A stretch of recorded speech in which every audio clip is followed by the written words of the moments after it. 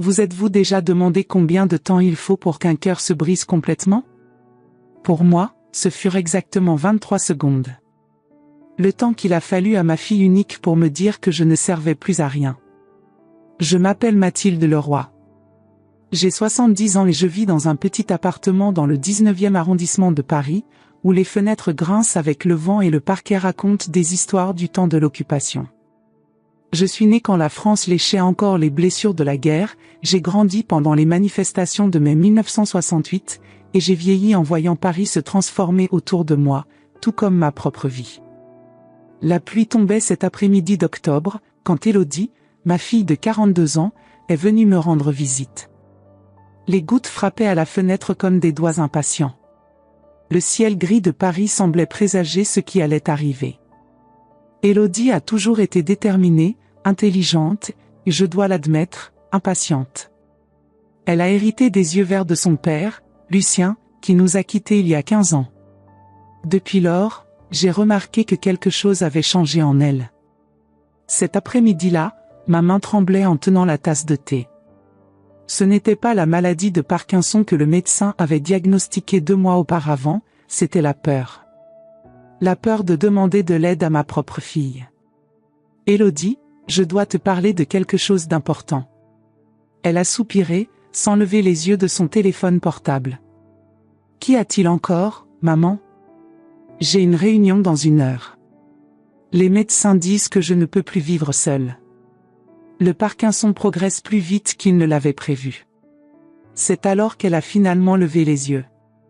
Mais je n'y ai pas trouvé la chaleur qu'une fille devrait avoir pour sa mère. Je n'y ai vu que l'inconvénient, le fardeau que je devenais. Et que veux-tu que je fasse? N'est-ce pas assez que je doive gérer mon entreprise, élever mes enfants, et encore m'occuper de mes propres factures? J'ai pensé que peut-être que je pourrais vivre chez toi pendant un moment. Juste jusqu'à ce que nous trouvions une meilleure solution. Le silence qui a suivi était plus douloureux que n'importe quel cri. Élodie a posé son téléphone sur la table et m'a regardé comme si j'étais une étrangère. As-tu une idée de ce que tu demandes? Ma maison a à peine assez d'espace pour nous.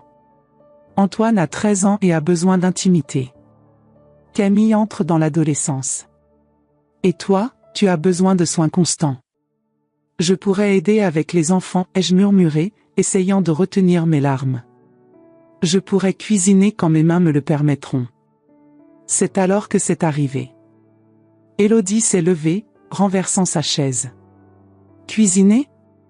Tu arrives à peine à tenir cette tasse. Maman, comprends une fois pour toutes, elle a jeté ses mains en l'air, exaspérée. Tu ne sers plus à rien. 23 secondes.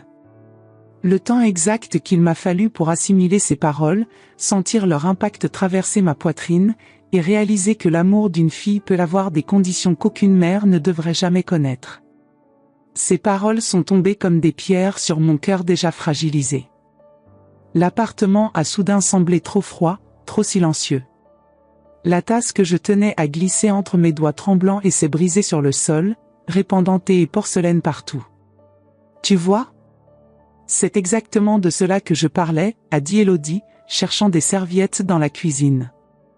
Tu n'arrives même plus à tenir une tasse. Comment pourrais-tu aider avec mes enfants? Pendant qu'elle nettoyait les dégâts, je me suis retranché dans mon silence.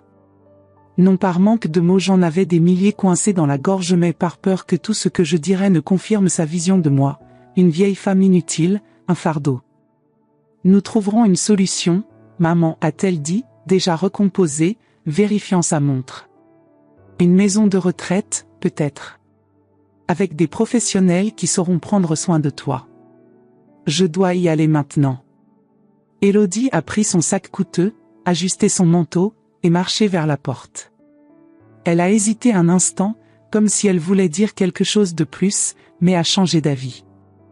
Elle est sortie en fermant doucement la porte, sans regarder en arrière. Le bruit de ses talons s'éloignant dans le couloir marquait le rythme de ma solitude.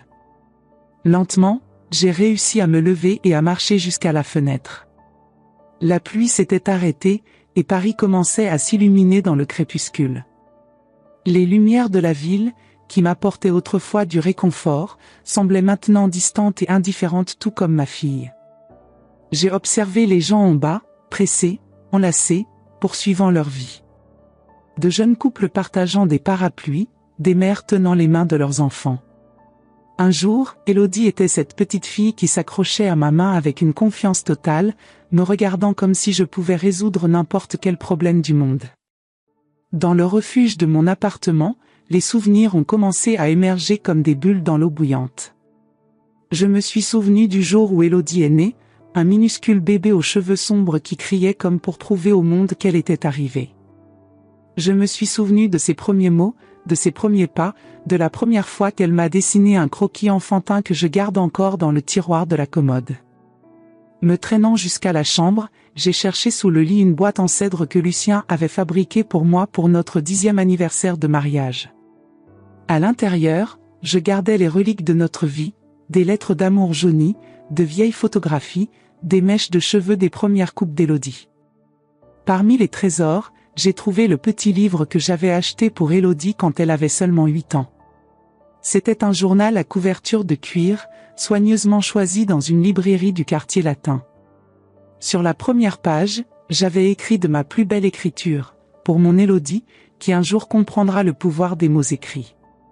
Avec un amour éternel, maman. Elle avait adoré ce cadeau, écrivant religieusement pendant des semaines.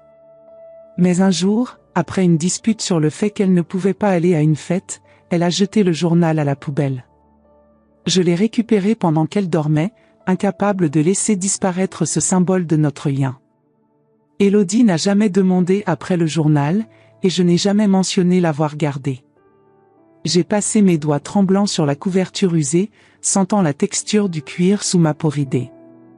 Comment pouvais-je expliquer à Élodie que garder ce journal n'était pas seulement pour préserver un objet, mais pour maintenir vivant l'espoir qu'un jour elle redeviendrait cette fille qui me faisait confiance, qui croyait que j'avais toutes les réponses? Mes yeux se sont posés sur la boîte de médicaments sur la table de chevet. Les comprimés qui maintenaient le Parkinson sous contrôle, du moins temporairement.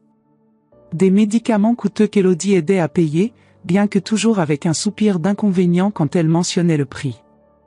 De petites pilules qui prolongeaient une vie qui, à ses yeux, n'avait plus de valeur. Je suis allé à la cuisine et me suis préparé plus de thé, cette fois-ci tenant la bouilloire à 2 mains pour éviter un autre accident. L'arôme de lavande a rempli l'appartement, me rappelant les champs de Provence où tout a commencé.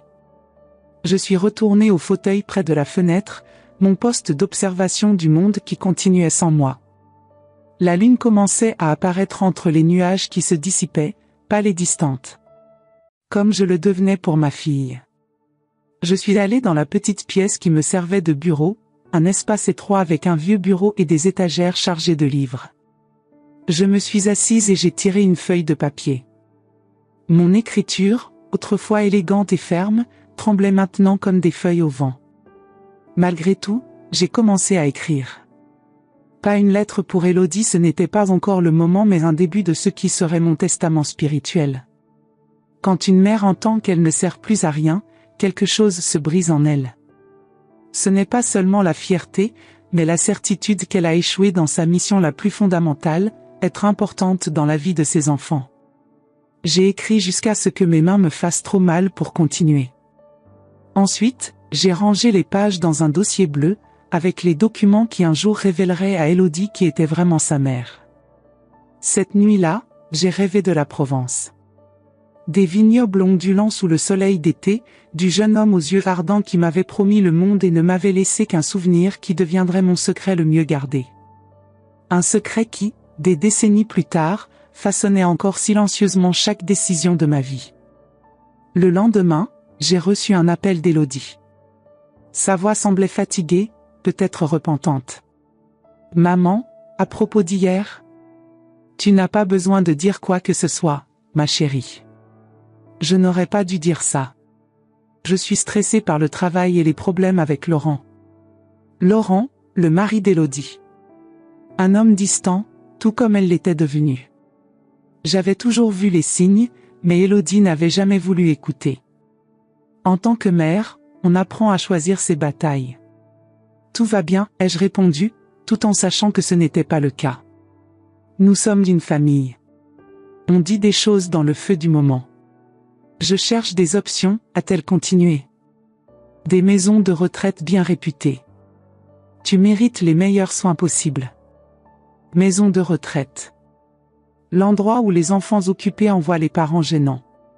Même dans sa tentative de paix, Élodie me faisait clairement comprendre que je n'avais pas de place dans sa vie quotidienne. Merci de t'inquiéter, c'est tout ce que j'ai pu dire. Quand j'ai raccroché, j'ai pris une décision. Si Élodie croyait que je ne servais plus à rien, peut-être était-il temps de lui montrer à quel point elle se trompait. Non pas avec colère ou ressentiment, mais avec la révélation d'un objectif plus grand qui avait guidé mon existence depuis bien avant sa naissance. J'ai pris le téléphone et appelé Monsieur Lavigne, mon avocat depuis 3 décennies. Monsieur Lavigne ? C'est Mathilde Leroy. J'ai besoin de réécrire mon testament dès que possible. Un problème, Madame Leroy ? Pas exactement. J'ai simplement réalisé que certaines vérités ne peuvent pas attendre la mort pour être révélées. Ce soir-là, après qu'Élodie soit partie sans me dire au revoir, je me suis assise près de la fenêtre, observant Paris s'illuminer sous la pluie. J'ai pensé à toutes les nuits où j'étais restée éveillée avec Élodie dans mes bras quand elle n'était qu'un bébé. J'ai pensé aux heures supplémentaires que j'avais travaillées à la librairie pour payer ses cours de ballet. J'ai pensé à comment j'avais vendu les bijoux de ma mère pour financer ses études universitaires. Et maintenant, je ne servais plus à rien. Mais ce qu'Élodie ne savait pas, c'est que j'avais encore une histoire à raconter. Une histoire qui avait commencé il y a 50 ans, lors d'un été en Provence, et qui changerait à jamais la signification de ces paroles cruelles. Quand elle découvrirait la vérité, ce cri résonnerait à travers le temps, mais pas de la manière à laquelle elle s'attendait. Mon passé garde des secrets que personne n'a jamais soupçonnés. Cet été en Provence a changé le cours de ma vie pour toujours. Si Élodie savait ce qui s'est réellement passé, peut-être comprendrait-elle que derrière cette dame tremblante se trouve une femme qui a porté un fardeau invisible pendant des décennies. Je ne peux pas revenir en arrière dans le temps, mais je peux encore écrire la fin de cette histoire. Et quand ma fille lira mon testament, les larmes qu'elle versera ne seront pas de culpabilité, mais de compréhension. Continuez avec moi dans ce voyage à travers les recoins cachés de mon cœur, et vous découvrirez qu'une mère ne cesse jamais de servir, même quand le monde pense qu'elle n'a plus rien à offrir. C'est en 1975 que j'ai rencontré Lucien, un jeune professeur de littérature à la Sorbonne. J'avais 20 ans et je travaillais dans l'ancienne librairie Shakespeare & Company, près de Notre-Dame. Il venait tous les samedis, toujours à la recherche de poésie d'Apollinaire. Ses yeux verts, les mêmes qu'Élodie a hérités, avaient l'éclat de quelqu'un qui voyait le monde à travers les mots des autres. Notre amour a fleuri entre les livres poussiéreux et les promenades au bord de la Seine. Il m'emmenait dans de petits cafés cachés du quartier latin, où nous passions des heures à discuter de littérature pendant que la vie parisienne s'écoulait autour de nous. Nous nous sommes mariés l'automne suivant, lors d'une petite cérémonie à Montmartre, avec seulement quelques amis et la bénédiction réticente de ma mère, qui trouvait Lucien trop beau pour être vrai. 1 an plus tard, nous attendions Élodie. Sa naissance fut comme un miracle pour nous. Lucien a pleuré en la tenant pour la première fois, chuchotant des poèmes à son oreille minuscule. Elle sera brillante comme les étoiles, disait-il, sans savoir à quel point ces mots me blessaient. Étoile. Comme Céleste, le nom que j'avais donné à la fille que je n'ai jamais pu élever. Mais il y a des parties de cette histoire que je n'ai jamais racontées à personne.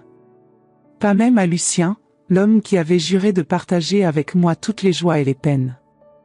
Avant lui, il y eut un été en Provence. J'avais 19 ans et je m'étais enfui de chez moi après une violente dispute avec mon père, un homme rigide et traditionnel qui n'acceptait pas mon désir d'étudier l'art. L'art ne remplit pas l'estomac, disait-il, frappant du poing sur la table. Tu finiras comme ta tante Amélie, célibataire et sans avenir. Ironique que ce soit précisément dans ses bras que j'ai couru plus tard. Cet été 1974, le soleil de Provence semblait plus doré, le ciel plus bleu, l'air parfumé de lavande et de possibilités. J'ai trouvé du travail dans un vignoble sur les collines du Luberon, un lieu d'une beauté si intense qu'il faisait parfois mal de regarder autour de soi. C'est là, parmi les vignes qui s'étendaient comme un tapis vers sous le ciel méditerranéen, que j'ai rencontré Gérard Moreau, le fils du propriétaire. Gérard était tout ce que mon père aurait craint, passionné, sauvage et dangereusement charmant. Avec ses cheveux sombres et ses yeux qui semblaient porter toutes les tempêtes de la Méditerranée, il était le genre d'homme contre lequel ma mère m'avait mis en garde. Le genre qui promet le monde entier en chuchotant à l'oreille, tandis que ses doigts cherchent déjà la prochaine serrure à ouvrir. Nous vivions dans un monde à part cet été-là. Gérard me montrait les secrets de la fabrication du vin pendant la journée, et la nuit, il m'enseignait les secrets de l'amour dans un petit chalet abandonné parmi les vignes. Il parlait de Paris avec dédain, l'appelant « ville d'illusions », et rêvait de transformer le vignoble de son père en l'un des plus prestigieux de France. Nous resterons ensemble ici, disait-il, ses doigts traçant des cartes imaginaires sur ma peau nue. Nous ferons des vins que rois et reines supplieront de boire. Je croyais chaque mot. Comment ne pas croire, quand le soleil se levait et se couchait dans son sourire ? Quand chaque promesse était scellée par des baisers qui semblaient enflammer mon âme? Quand j'ai découvert que j'étais enceinte, à la fin de ce mois d'août, j'ai d'abord ressenti de la peur, puis une joie prudente. J'imaginais un enfant courant parmi les vignes, Gérard le portant sur ses épaules, nous trois construisant cette vie dont il rêvait tant.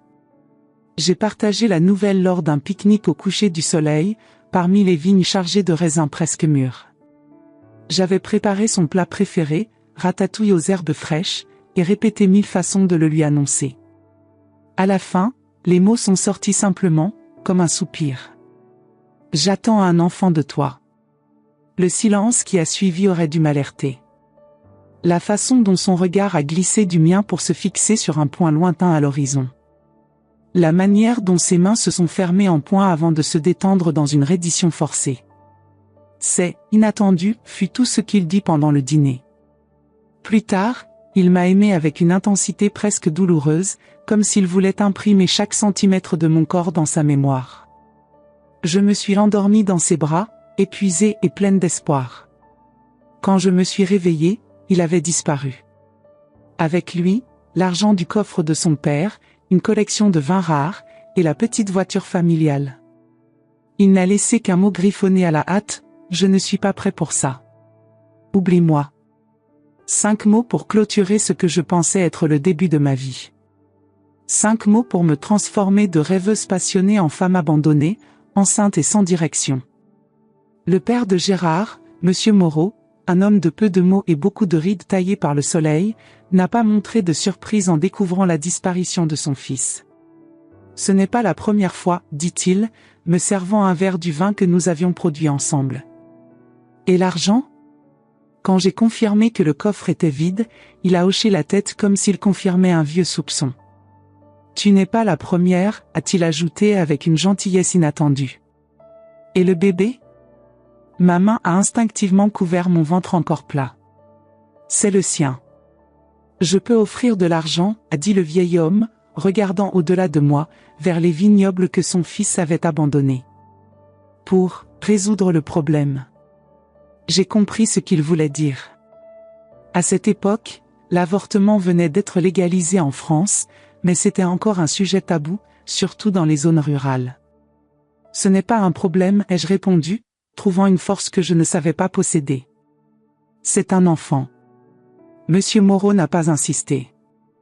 Il m'a offert du travail jusqu'à la fin des vendanges, mais nous savions tous deux que je ne pouvais pas rester. Chaque coin de ce vignoble portait maintenant des souvenirs qui coupaient comme des éclats de verre. Désespéré et seul, j'ai cherché le seul endroit où je pouvais trouver refuge, la maison de ma tante Amélie à Marseille. La même tante que mon père considérait comme un échec pour ne s'être jamais mariée, pour vivre de son travail d'enseignante et de ses peintures qu'elle vendait occasionnellement aux touristes.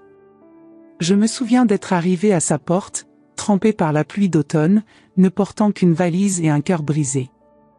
Elle n'a pas posé de questions, elle a simplement ouvert les bras. C'est dans ses bras que je me suis effondré, racontant entre les sanglots l'histoire de Gérard, du bébé, de l'abandon. Ah, ma petite, a-t-elle murmuré, essuyant mes larmes. Les hommes viennent et vont. Mais tu es forte, comme toutes les femmes de notre famille. C'est tante Amélie qui m'a soutenue pendant les mois suivants, qui a tenu mes cheveux pendant que je vomissais le matin, qui a massé mon dos douloureux à mesure que le bébé grandissait, qui m'a écouté alterner entre colère et nostalgie, entre espoir et désespoir. C'est elle qui, délicatement, m'a aidé à voir que je ne pourrais peut-être pas élever cet enfant seul. Tu es trop jeune, Mathilde, disait-elle, tout en peignant le coucher de soleil vu de sa fenêtre. Un jour, quand tu seras prête, quand tu trouveras un homme qui mérite ton amour, tu auras d'autres enfants. La décision de donner le bébé à l'adoption n'a pas été prise en un moment, mais en des milliers. À chaque regard vers mon avenir et les possibilités limitées pour une mère célibataire dans la France des années 70. À chaque lettre sans réponse que j'ai envoyée à la dernière adresse connue de Gérard. À chaque calcul de ce que coûterait un loyer, la nourriture, les vêtements, sans diplôme, sans expérience, sans famille au-delà d'une tante aux ressources limitées. Par un matin pluvieux de janvier, j'ai donné naissance à une petite fille. Un accouchement difficile, long, comme si l'univers voulait me donner le temps de changer d'avis, de créer des racines avec cet enfant qui quitterait bientôt mes bras. Je me souviens de l'avoir tenu contre ma poitrine pendant seulement 20 minutes avant que l'assistante sociale ne l'emporte. 20 minutes pour mémoriser chaque détail de son petit visage, la forme parfaite de ses minuscules oreilles, l'odeur indescriptible de sa peau. 20 minutes pour chuchoter des promesses que je ne pourrais pas tenir, pour dire adieu à cette partie de moi qui continuerait sans moi. Je lui ai donné le nom de Céleste. Étoile. Parce que même si elle était loin, elle brillerait toujours dans mon ciel, me guidant silencieusement à travers les nuits les plus sombres. La douleur de la séparation n'a pas été ce que j'attendais. Elle n'a pas été aiguë puis diminuée. Ce fut le contraire, un vide sourd qui a grandi avec le temps, occupant des espaces que je ne savais même pas exister en moi.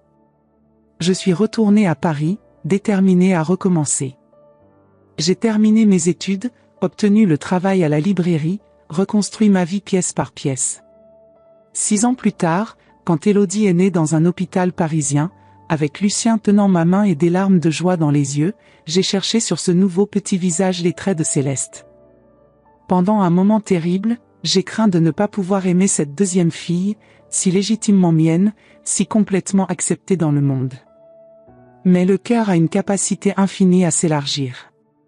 Parfois, quand Élodie souriait d'une certaine façon ou fronçait les sourcils en se concentrant, je voyais des éclairs de Céleste, et mon cœur se serrait dans un mélange d'amour et de perte.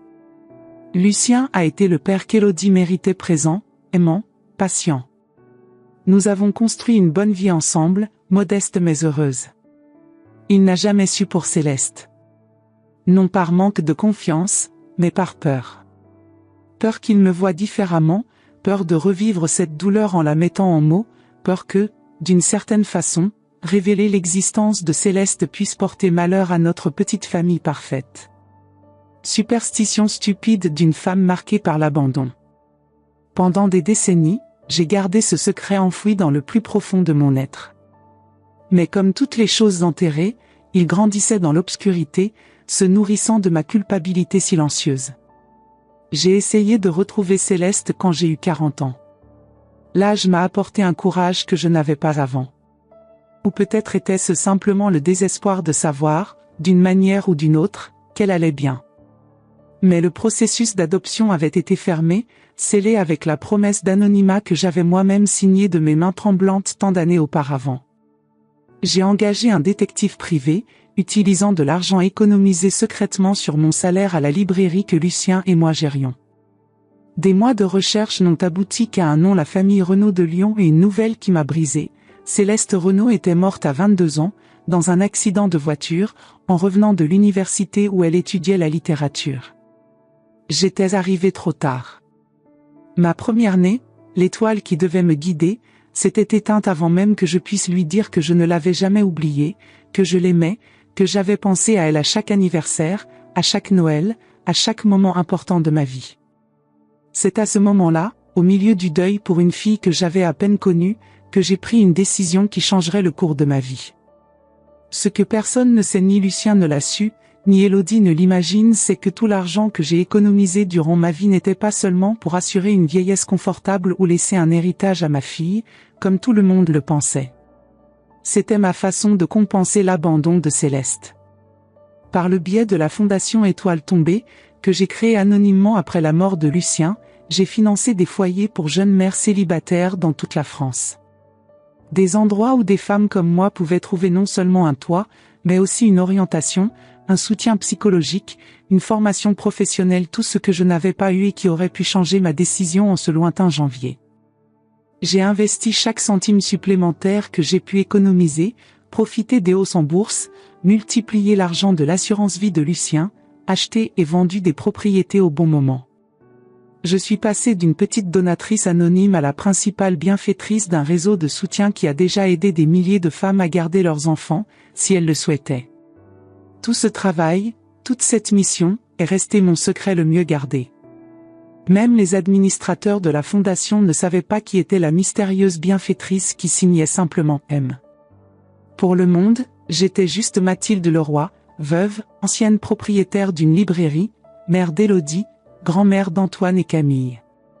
Et maintenant, avec le diagnostic de Parkinson avancé, je sais que mon temps est compté. Les médecins parlent de stade, de progression de la maladie, de limitations qui deviendront de plus en plus sévères. Mon corps, ce vieux compagnon de voyage, m'abandonne progressivement, tout comme j'ai été abandonné tant de fois auparavant. Je dois dire la vérité à Élodie, mais je crains sa réaction. Je crains qu'elle y voie une preuve de plus que je ne sers plus à rien. Quel genre de mère cache une sœur toute sa vie? Quel genre de mère crée une fondation millionnaire sans rien partager de tout cela avec sa propre fille? Le lendemain de notre confrontation, de ces paroles cruelles qui résonnent encore dans mon esprit, tu ne sers plus à rien. J'ai pris une décision. Il était temps que la vérité éclate, peu importe combien elle serait douloureuse. J'ai appelé Monsieur Lavigne, mon avocat depuis plus de 3 décennies, un homme qui a gardé beaucoup de mes secrets au fil des ans. J'ai besoin de réécrire mon testament, lui ai-je dit quand il est arrivé à mon appartement, portant sa traditionnelle serviette en cuir usé. Il m'a regardé par-dessus ses lunettes de lecture, avec cette expression qui mêlait respect et inquiétude.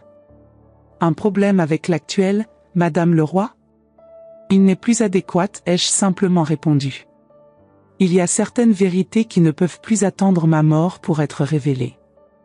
J'ai passé les 2 heures suivantes à dicter mes nouvelles instructions, interrompues occasionnellement par les tremblements qui m'obligeaient à faire une pause, à respirer profondément, à continuer. Monsieur Lavigne prenait des notes méticuleusement, posant parfois des questions pour clarifier des points spécifiques. Quand j'ai terminé, il a tout relu pour confirmer l'exactitude. « Êtes-vous sûr de cela, Madame Leroy ?» a-t-il demandé, ajustant ses lunettes en lisant mes instructions pour la répartition des biens, pour les révélations qui devaient être faites, pour les lettres qui devaient être remises. « Absolument, ai-je répondu, sentant une étrange paix m'envelopper. Parfois, nous devons tout perdre pour comprendre ce qui compte vraiment. Il a acquiescé, comprenant plus que ses mots ne révélaient. Il m'avait aidé à créer la fondation, connaissait une partie de l'histoire, bien que pas tous les détails personnels. Y a-t-il d'autres mesures que vous souhaiteriez prendre maintenant, outre le testament, a-t-il demandé gentiment. Procuration pour soins médicaux, peut-être? Considérant votre état. Pas encore, ai-je interrompu. J'ai encore assez de clarté mentale pour prendre mes propres décisions. Et il y a des choses que je dois faire moi-même. Dans les semaines qui ont suivi, alors que le Parkinson faisait trembler mes mains de plus en plus, rendant difficiles même les tâches les plus simples, j'ai commencé à écrire des lettres. Des lettres longues et douloureuses, cathartiques. Des lettres pour Élodie, expliquant tout ce que je n'avais jamais eu le courage de dire. Des lettres pour mes petits-enfants, pour qu'ils connaissent leur grand-mère au-delà de la surface. Et une lettre spéciale, la plus difficile de toutes, pour quelqu'un qu'Élodie ne connaissait pas encore. Quelqu'un qui changerait sa perception de ce que signifie ne plus servir à rien. Une personne qui, sans le savoir, était sur le point d'entrer dans nos vies et de tout changer à jamais. Le temps s'écoulait, comme le sable dans un sablier qui ne peut être retourné. Mais pour la première fois depuis des décennies, je n'avais pas peur. Ni de la maladie qui progressait, ni des vérités qui devaient être dites. Je ressentais seulement l'urgence de corriger le passé, de donner un nouveau sens à l'avenir, avant qu'il ne soit trop tard. 3 mois se sont écoulés depuis cette après-midi pluvieuse dans mon appartement. Mon corps a commencé à me trahir davantage, les tremblements se sont intensifiés, la rigidité musculaire est devenue une compagne constante.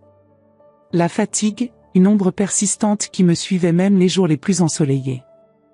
Le Parkinson avançait, me volant de petites libertés que je ne remarquais même pas posséder auparavant, boutonner mon propre chemisier, signer mon nom clairement, tenir une tasse de thé sans la renverser.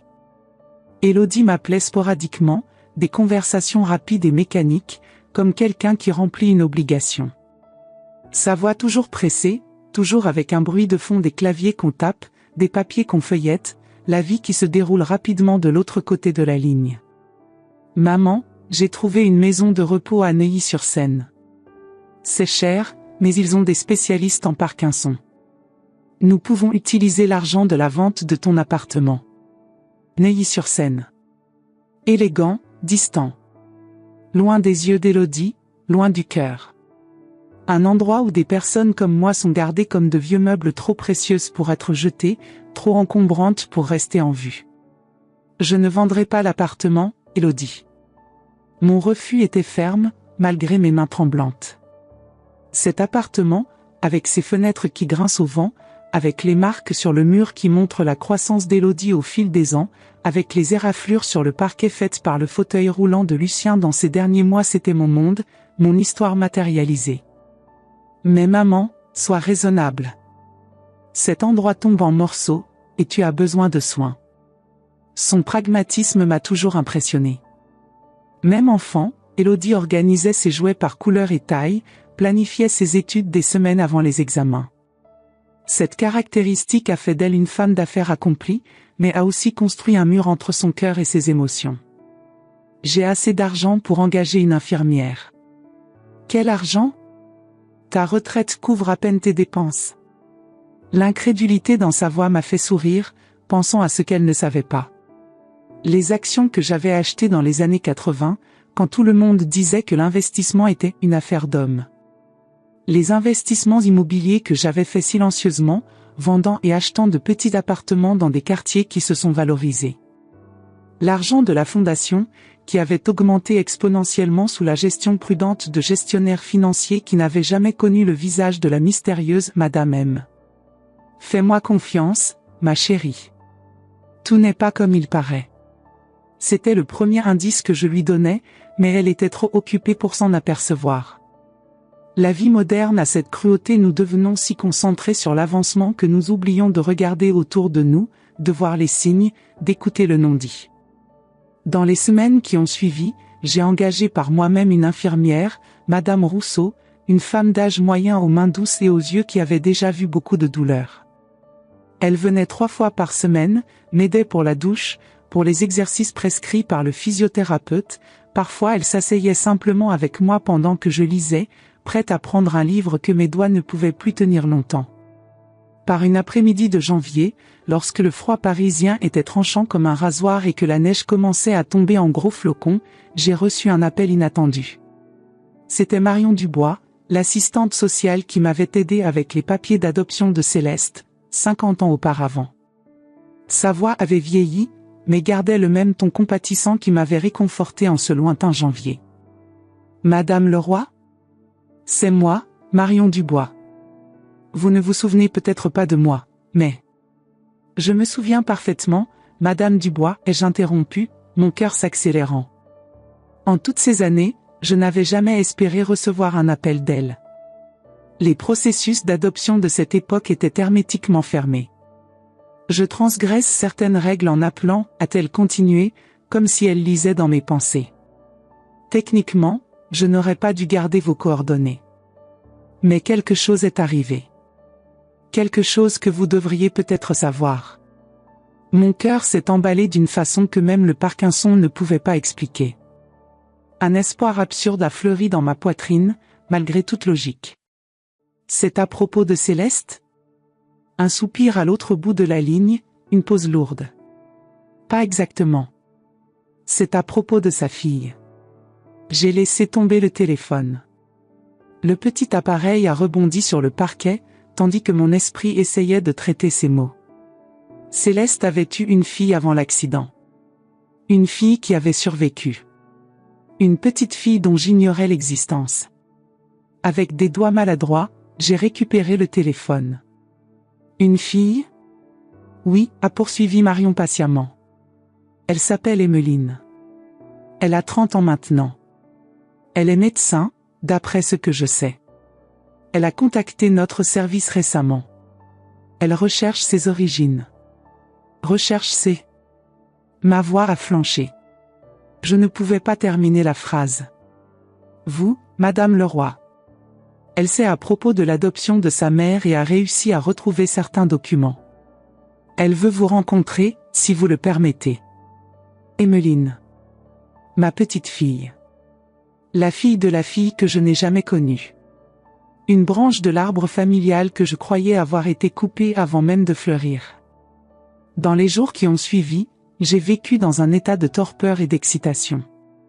Avec l'aide de Marion, qui avait pris sa retraite mais gardait encore des contacts dans le système d'assistance sociale, nous avons contacté Emmeline par des lettres formelles, suivant les protocoles pour ces cas.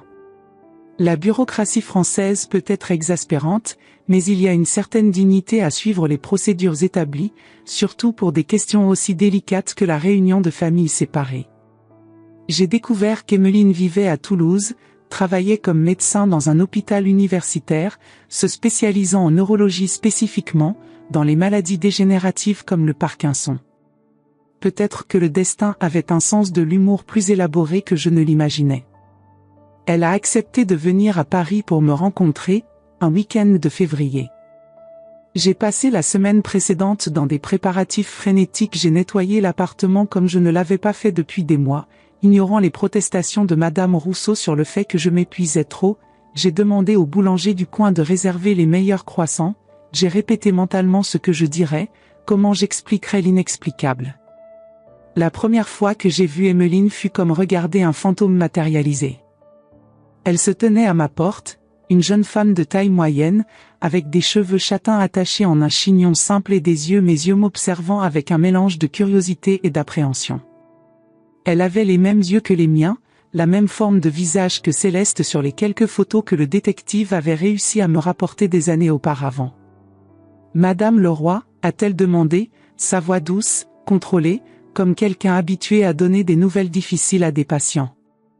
« Mathilde » ai-je corrigé, tendant ma main tremblante.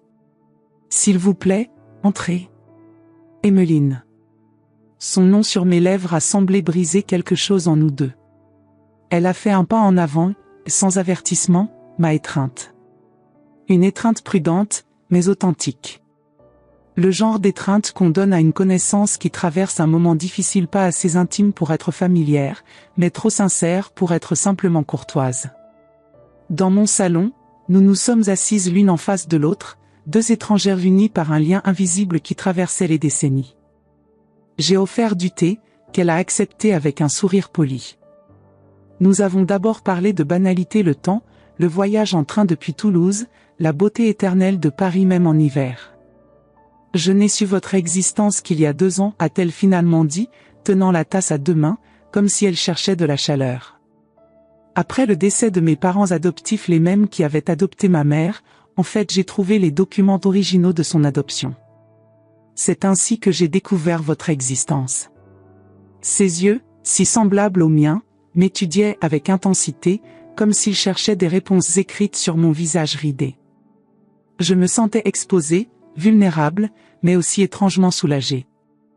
Enfin, quelqu'un regardait au-delà de la façade d'une dame atteinte de Parkinson, pour voir la femme qui existait derrière les tremblements et la fragilité apparente. Elle a ouvert son sac et en a sorti une photographie protégée par une enveloppe plastique. Elle me l'a tendue avec soin, comme on remet une relique précieuse. C'est Céleste. Ma mère. La photo montrait une jeune femme d'une vingtaine d'années, aux cheveux foncés et aux yeux lumineux, assise sur un banc de jardin avec un bébé dans les bras. Emmeline, ai-je présumé. Céleste souriait à l'appareil avec une joie si pure, si complète, que j'ai senti des larmes se former dans mes yeux. C'était comme regarder un miroir du passé, une version de moi qui avait pris un chemin différent. Elle était heureuse, a dit Emmeline avec gentillesse, remarquant mon émotion. Elle a été élevée par des personnes merveilleuses, qui l'aimaient profondément. Et elle m'aimait beaucoup aussi, même m'ayant eu si jeune. Les 5 années que j'ai passées avec elle étaient pleines d'amour. 5 ans. Seulement 5 ans avec sa mère avant l'accident. Pourtant, 5 ans de plus que ce que j'avais eu avec Céleste. Comment était-elle, ai-je demandé, ma voix presque un murmure. Comme personne, je veux dire.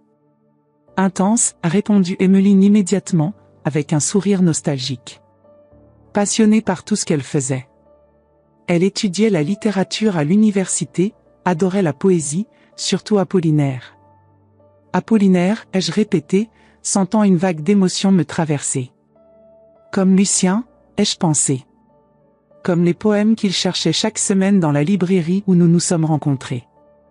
Peut-être que l'amour pour certaines choses est dans le sang, transmis silencieusement à travers les générations, même sans contact. Après l'accident, a continué Emmeline, sa voix maintenant plus douce, j'ai été élevée par les mêmes parents adoptifs qui avaient élevé ma mère.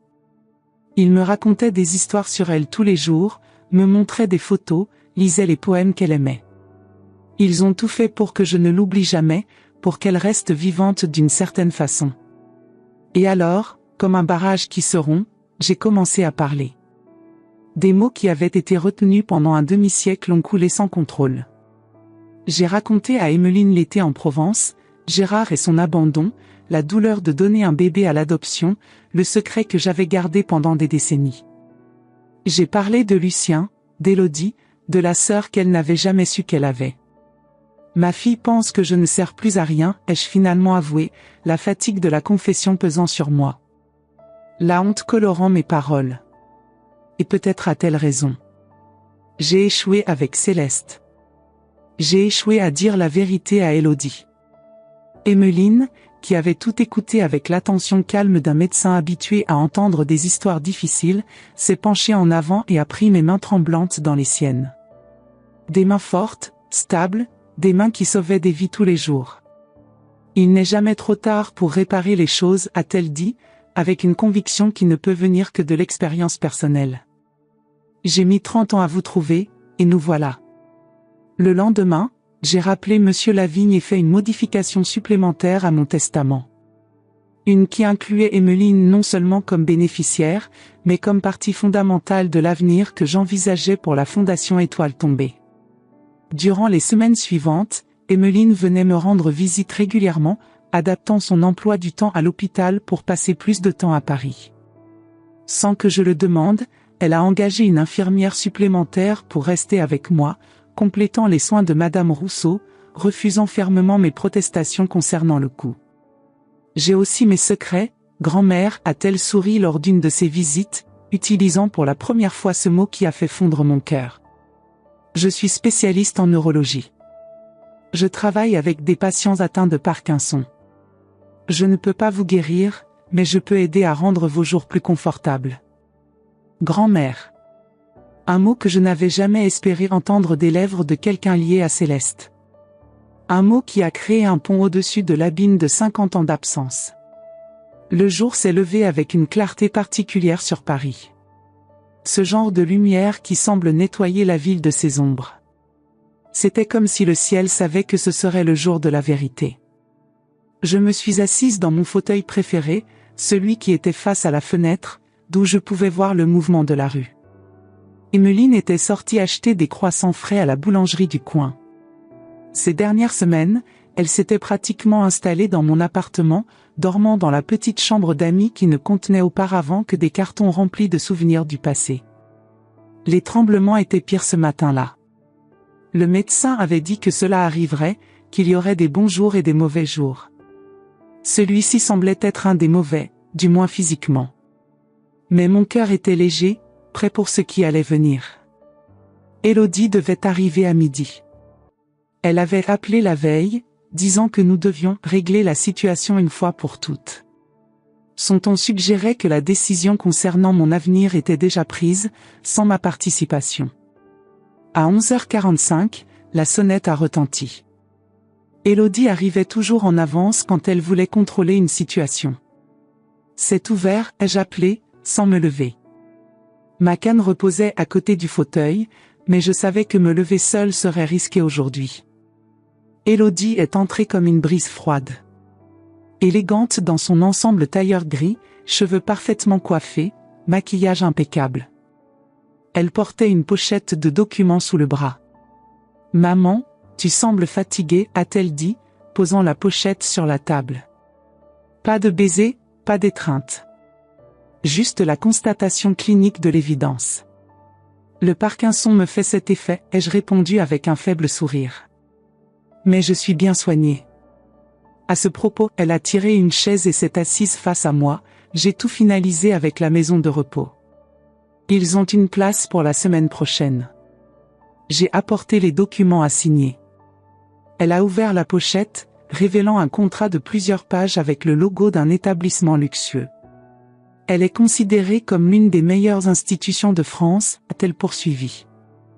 Ils ont des jardins, des activités culturelles, une équipe médicale 24 heures sur 24. Ce sera mieux que de rester ici toute seule. Je ne suis pas seule, Élodie. Elle a haussé un sourcil, confuse. L'infirmière ne vient que 3 fois par semaine. Ce n'est pas suffisant dans ton état. Ce n'est pas à propos de l'infirmière, ai-je répondu, regardant vers la porte de l'appartement qui venait de s'ouvrir silencieusement. Emmeline est entrée en portant un sac de la boulangerie, son jeune visage illuminé par le soleil du matin. Elle portait un jean simple et un chemisier blanc. Rien de l'élégance calculée d'Élodie, mais il y avait en elle une beauté naturelle et une présence qui remplissaient la pièce. Désolée pour le retard, grand-mère. La file était énorme, a-t-elle dit, posant le sac dans la cuisine avant de remarquer Élodie. Oh, bonjour. Élodie s'est retournée, surprise par l'intrusion et par la familiarité avec laquelle l'étrangère s'adressait à moi. Qui êtes-vous, a-t-elle demandé d'un ton mêlant autorité et méfiance. Emmeline s'est approchée, tendant la main. Emmeline Bernard. Je suis médecin neurologue. Et la petite fille de Mathilde. Le silence qui a suivi était dense, presque palpable. J'ai vu le visage d'Élodie passer par une séquence d'émotions, confusion, incrédulité, et finalement, colère. De quoi parlez-vous? Je suis la seule fille de ma mère. Élodie, ai-je appelé doucement. Nous avons une longue conversation devant nous. S'il te plaît, assieds-toi. Durant les 2 heures suivantes, j'ai tout raconté à Élodie. L'été en Provence, Céleste, le demi-siècle de secrets et de culpabilité. Je lui ai montré les quelques photos que j'avais de Céleste, parlé de comment j'avais trouvé Emmeline, et comment elle était entrée dans ma vie comme une seconde chance. Élodie est restée silencieuse pendant presque tout le récit, son visage un masque impénétrable. Ce n'est qu'occasionnellement qu'une larme s'échappait, rapidement essuyée comme si c'était une faiblesse inacceptable. « Pourquoi ne m'as-tu jamais rien dit ?» a-t-elle finalement demandé, sa voix se brisant pour la première fois. « Pourquoi cacher une sœur à moi pendant toute ma vie ?» Parce que j'avais honte, ai-je avoué. Honte d'avoir abandonné une fille. Honte de ne pas avoir été assez forte. Et puis, plus le temps passait, plus il devenait difficile de dire la vérité. Papa savait? Non. Lucien n'a jamais su. Je l'ai rencontré après, et je n'ai jamais trouvé le courage de révéler ce secret. Élodie s'est levée, marchant jusqu'à la fenêtre. Elle est restée dos à nous pendant plusieurs minutes, les épaules tendues. J'avais le droit de savoir, a-t-elle finalement dit. Oui, tu l'avais, ai-je admis. Et j'ai commis une terrible erreur en te refusant cela.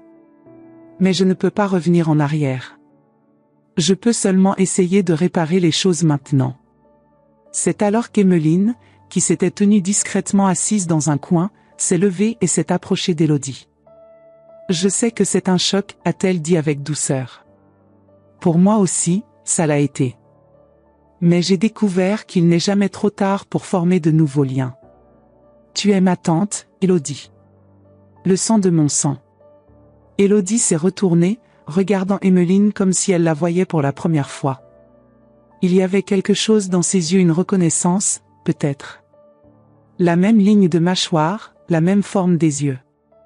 Tu lui ressembles, a dit Élodie, sa voix presque un murmure. À maman quand elle était jeune. Emmeline a souri. Tout le monde dit que j'ai le sourire de ma mère. Et ma mère avait le sourire de grand-mère. À ce moment, j'ai vu quelque chose changer en Élodie. Comme si une porte verrouillée commençait à s'ouvrir. Il y a encore une chose que tu dois savoir, ai-je dit, faisant un geste pour qu'Emmeline m'apporte la boîte qui était rangée dans l'armoire. De la boîte, j'ai sorti une enveloppe scellée portant le cachet du cabinet de Monsieur Lavigne. C'est mon testament, ai-je expliqué. Non, ne fais pas cette tête. Je ne vais pas mourir demain. Mais j'aimerais que tu saches ce qu'il contient, avant qu'il ne soit trop tard. J'ai tendu l'enveloppe à Élodie, qui l'a prise d'une main tremblante. Tu peux l'ouvrir, ai-je dit. C'est une copie. L'original est chez mon avocat. Elle a ouvert l'enveloppe, dépliant plusieurs pages de papier à en-tête. J'ai lu dans ses yeux le moment exact où elle est arrivée à la partie concernant la Fondation Étoile Tombée, la fortune que j'avais accumulée silencieusement au fil des ans, et comment cette fortune serait distribuée. 6 millions d'euros. Élodie a laissé échapper, incrédule. Tu as 6 millions d'euros? Investissement, économie, l'achat de ces terrains à Bordeaux dans les années 90 que tout le monde pensait être une folie, ai-je expliqué. Oui, 6 millions. Dont 4 iront à la fondation pour poursuivre son travail auprès des mères célibataires et des enfants orphelins. Et le reste? 1 million pour toi. Et 1 million pour Emmeline. Élodie a laissé les papiers tomber par terre, les yeux pleins de larmes. Pourquoi penses-tu que tu ne sers plus à rien, a-t-elle demandé, la voix étranglée. Pourquoi donner tout à la fondation? Non, ma chérie. Parce que pendant toutes ces années, alors que tu construisais ta vie, ta carrière, ta famille, j'essayais de compenser la plus grande erreur de ma vie. Parce que chaque centime que j'ai gagné au-delà du nécessaire pour vivre confortablement a été destiné à aider des jeunes femmes qui, comme moi, ont affronté des choix impossibles. Parce que mon objectif a toujours été plus grand que ce que tu imaginais. Élodie est tombée à genoux à côté de moi, pleurant ouvertement maintenant. Maman, pardonne-moi, a-t-elle sangloté. Ces horribles paroles que j'ai dites, je ne savais pas, je ne comprenais pas. J'ai posé ma main tremblante sur ses cheveux, les caressant comme quand elle était petite. Il n'y a rien à pardonner. Tu as dit ce que tu pensais à ce moment-là. Et je comprends. Ça semblait vraiment que je ne servais plus à rien. Mais tu sers. Élodie a levé le visage, marqué par les larmes. Tu as construit quelque chose d'incroyable, tu as aidé tant de personnes. Et maintenant je veux en aider une de plus, ai-je dit, regardant Emmeline, qui observait la scène les larmes aux yeux. Je veux aider mes 2 filles à se connaître. À être une famille.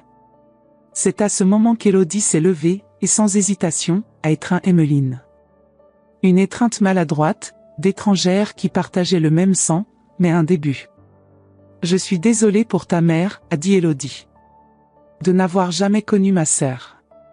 Elle aurait adoré te connaître, a répondu Emmeline. D'après ce que je sais, elle a toujours voulu une sœur. Dans les mois qui ont suivi, j'ai vu ma famille renaître sous mes yeux. Élodie a déménagé dans un appartement plus grand, avec une chambre adaptée pour moi. Emmeline est restée à Toulouse, mais nous rendait visite presque tous les week-ends. Antoine et Camille, mes petits-enfants, ont adoré découvrir qu'ils avaient une cousine médecin. Le Parkinson poursuivait son cours inexorable, mais maintenant j'affrontais chaque jour avec la certitude que je n'étais pas seule. Que peu importait à quel point mon corps me trahissait, mon héritage continuerait à vivre à travers les vies que j'avais touchées. Un soir, alors que nous observions le coucher de soleil depuis la terrasse du nouvel appartement d'Élodie, elle a pris ma main. « Tu sais ce qui m'impressionne le plus, maman ?» a-t-elle demandé. « Ce n'est pas l'argent ou la fondation. C'est comment tu as transformé ta plus grande douleur en quelque chose de beau. Comment tu as converti la culpabilité en objectif. » J'ai souri, sentant les derniers rayons de soleil réchauffer mon visage. C'est ce que font les mères, ma chérie. Nous transformons tout ce que nous avons, même nos défauts, en amour. Parce qu'au final, c'est tout ce qui compte. Aujourd'hui, avec le Parkinson qui progresse, je sais que mon temps est compté. Mais je n'ai pas peur. J'ai vécu assez longtemps pour voir ma famille réunie, pour connaître ma petite fille, pour enfin sentir que mon cercle s'est complété. Et quand je partirai, ce ne sera pas comme quelqu'un qui ne sert plus à rien.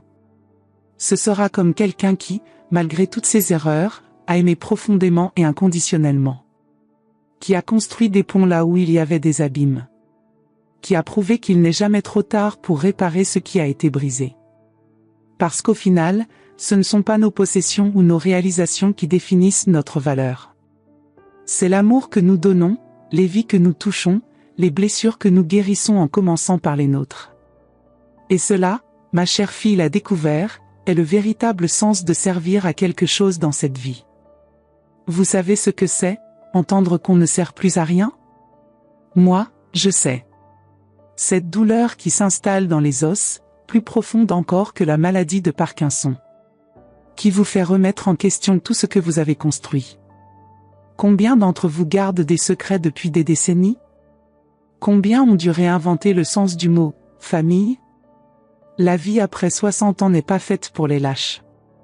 J'aimerais savoir comment vous avez fait face à des enfants devenus distants, à des vérités jamais dites. Ou si, comme moi, vous avez trouvé un sens à votre existence alors que tout le monde s'attendait simplement à ce que vous disparaissiez en silence. Laissez votre commentaire. Pas pour moi, mais pour les autres qui écoutent ceci et se disent « Moi aussi, j'ai vécu ça ». Et si cette histoire vous a touché, abonnez-vous à la chaîne. Pas par sentimentalisme bon marché, mais parce que nous avons besoin de plus de voix mûres qui se font entendre. Des histoires vraies, sans phare, sans artifice. Comme la vie l'est vraiment, quand les rides sont des cicatrices de guerre. Mathilde Leroy.